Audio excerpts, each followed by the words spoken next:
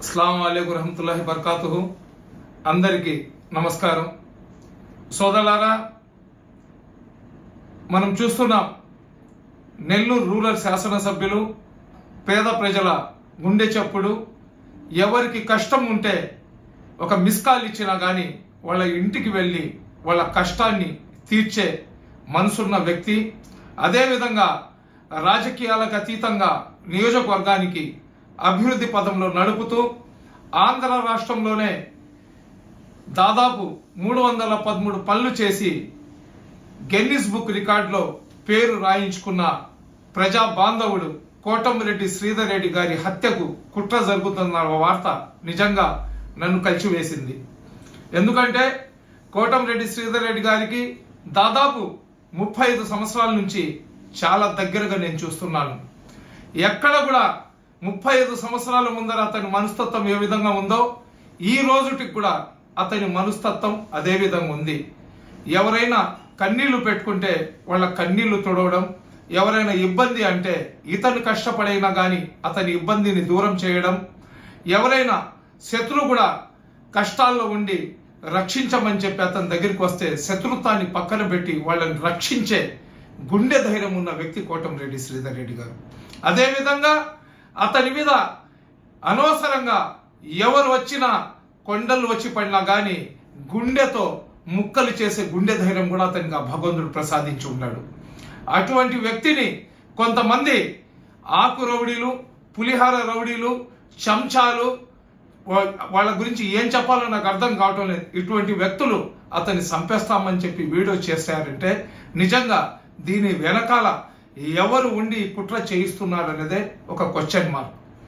ఒక ప్రజా ప్రతినిధి 15 సంవత్సరాల నుంచి ప్రజా జీవితంలో ప్రత్యక్షంగా నిలబడి ప్రజలతో మమేకమై ఎవరికి ఏ ఇబ్బంది ఉన్నా కానీ పక్కన గన్మెన్లు ఉండారా, మంది మార్బలం ఉండారా అని చూసుకోకుండా ఒంటరిగా ఏ సమయం అంటే ఆ సమయానికి వాళ్ళ ప్రదేశానికి వెళ్ళి ఆ సమస్యలను తీర్చే మనస్తత్వం ఉన్న ఒక ఎమ్మెల్యేని కిరాయి హంతకుల చేత చంపివేయవచ్చు అన్నది గ్యారెంటీగా దీంట్లో మనం కాదని చెప్పలేము. ఎందుకంటే ఎవరైనా ఫోన్ చేసి అన్నా ఫలానా దగ్గర ఇబ్బందిలో ఉన్నాను, మీరు వచ్చి నాకు రక్షించమంటే అతను అక్కడికి వెళ్ళిపోతాడు. దానికి నిదర్శనం కొన్ని వందల సంఘటనలు ఉన్నాయి. రీసెంట్లీ మన ఆర్టీసీ బస్టాండ్ దగ్గర ఒక ముస్లిం సోదరుమణి ట్రాఫిక్ పోలీసులు వాళ్ళ బండిని పట్టుకుంటే రాత్రి 10:30-11 ఆ సమయంలో ఫోన్ చేస్తే అతను గన్మెన్లు ఆర్భాటం లేకుండా డ్రైవర్ని తీసుకొని నేరుగా ఆర్టీసీ బస్టాండ్ దగ్గరికి పోయి పోలీసు వాళ్ళని పిలిపించి వాళ్ళ బండిని విడిపించిన సంఘటన మనమంతా సోషల్ మీడియాలో చూసి ఉంటాము. ఇది కేవలం రాజకీయ కుట్రలో భాగమే. ఎందుకంటే శ్రీధర్ రెడ్డి గారి యొక్క ఎదుగుదలను ఓర్చుకోలేక, శ్రీధర్ రెడ్డి గారి యొక్క ప్రజాదరణను తట్టుకోలేక కొంతమంది రాజకీయంగా పతనం అయిపోయిన వ్యక్తులు ఈ కుట్ర చేస్తున్నారు. అదేవిధంగా ఇంకొక రకంగా కూడా మనం ఆలోచించవచ్చు. ఎందుకంటే కోటమిరెడ్డి శ్రీధర్ రెడ్డి గారు తెలుగుదేశం పార్టీలో దాదాపు 14-15 నెలల అతని అధికారాన్ని వదులుకొని వచ్చినారు. అతను వచ్చిన తర్వాత తెలుగుదేశం పార్టీలో ఒక మంచి ఊపు వచ్చింది. జగన్మోహన్ రెడ్డి ఎవరైనా కానీ పార్టీ మారితే వాళ్లకు చీల్చి చెండాడతాడనే భావన ఉన్న రోజుల్లో నన్ను మీరు ఏం చేసుకోలేరని చెప్పి జగన్మోహన్ రెడ్డికి సవాల్ విసిరి అతను వైఎస్ఆర్సీపీలో నుంచి తెలుగుదేశం పార్టీలో వచ్చిన తర్వాత తెలుగుదేశం పార్టీలో ఏదైతే యువగళం కానివ్వండి, చంద్రబాబు నాయుడు గారు చేసే యాత్రలు కానివ్వండి, వాటన్నిటిలో కూడా ఒక మంచి ఊపు వచ్చింది. ఈ మధ్య రాజకీయంగా ఒకరి ఎదుగుదలను జీర్ణించుకోలేక, ఒకళ్ళు ఎదుగుతుంటే దాన్ని సహించుకోలేక వాళ్ళని ఏదో ఒక రకంగా వాళ్ళకు ఖండం చేయాలా, పతనం చేయాలనే భావన రాజకీయ నాయకులు ఎక్కువైపోయింది. కాబట్టి దీని మీద ఖచ్చితంగా పోలీసు వాళ్ళు పూర్తి విచారణ చేసి ఎవరైతే దోషులు ఉన్నారో, ఎవరైతే దీని వెనకాల కారకులు ఉన్నారో వాళ్ళకందరికి కూడా కఠినంగా శిక్షించాల్సిన అవసరం ఎంతైనా ఉంది. ఎందుకంటే శ్రీధర్ రెడ్డి గారు ముస్లింలకు ఎన్నో సమస్యలు వచ్చినప్పుడు నేను ఉంటాను మీకన్నా ముందర అని చెప్పి మా కమ్యూనిటీకి అతను ఎన్నో సందర్భాల్లో అండగా నిలబడిన సంఘటనలను మేమైతే మర్చిపోలేదు.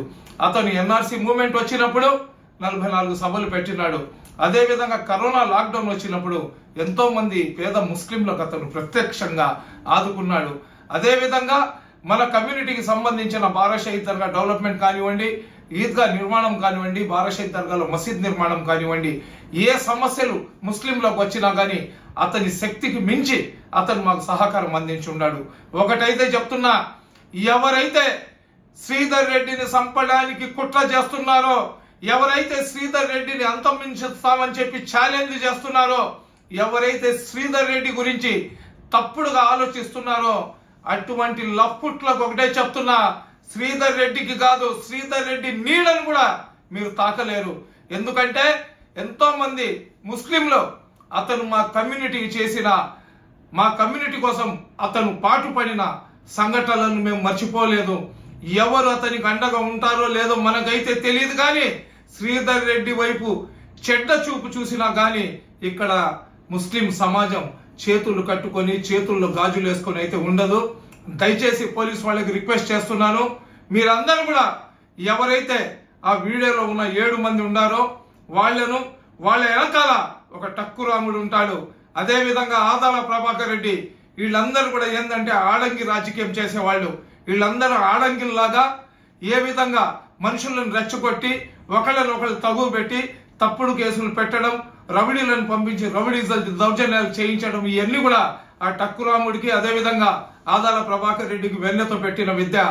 మనం గతంలో చూసి ఉన్నాం ఎటువంటి అరాచకాలు చేశారో. ఈ రోజు వాళ్ళ దగ్గర డబ్బులు ఉన్నాయి, కానీ మనకు రూరల్ కాన్స్టిట్యున్సీలో వైఎస్ఆర్సీపీ పార్టీ అనేది లేకుండా శ్రీధర్ రెడ్డి వాళ్ళ తమ్ముడు కోటంరెడ్డి గిరిధర్ రెడ్డి గారు ఇద్దరు చేసుకుంటూ వస్తుంటే దాన్ని జీర్ణించుకోలేక వాళ్ళు ఈ కుట్ర చేస్తున్నారన్న నగ్న సత్యాన్ని పోలీసులు ప్రజల ముందుకు తీసుకొని రావాల్సిన బాధ్యత పోలీసుల మీద ఉంది. కాబట్టి నేను పోలీసు వాళ్ళకి 2 చేతులు జోడించి రిక్వెస్ట్ చేస్తున్నా, ఇమ్మీడియట్ గా శ్రీధర్ రెడ్డి గారికి స్పెషల్ అతనికి ప్రొటెక్షన్, అదేవిధంగా స్పెషల్ సెక్యూరిటీ అతనికి ఏర్పాటు చేయండి. అదేవిధంగా వీళ్లకు ఎవరెవరు నాయకులతో అయితే సంబంధాలు ఉన్నాయో ఆ నాయకులందరినీ కూడా తీసుకొని వచ్చి కఠినంగా కానీ మీరు విచారించకపోతే దీంట్లో ఉన్న వాస్తవాలు బయటికి రావు. కాబట్టి మీరు మీ ఉద్యోగం చేయండి. ఒక సామాన్య వ్యక్తికి అన్యాయం జరిగితేనే న్యాయం చేసే పోలీసు వ్యవస్థ, ఒక శాసనసభ్యుడు, ఒక ప్రజాప్రతినిధి ఆంధ్ర రాష్ట్రంలో బడుగు బలహీన మైనార్టీ వర్గాల గుండెల్లో స్థానం సంపాదించుకున్న శ్రీధర్ రెడ్డికే ఆపత్తు వచ్చిందంటే రాష్ట్ర వ్యాప్తంగా దీని మీద తీవ్రమైన ఆందోళనలు జరుగుతాయి.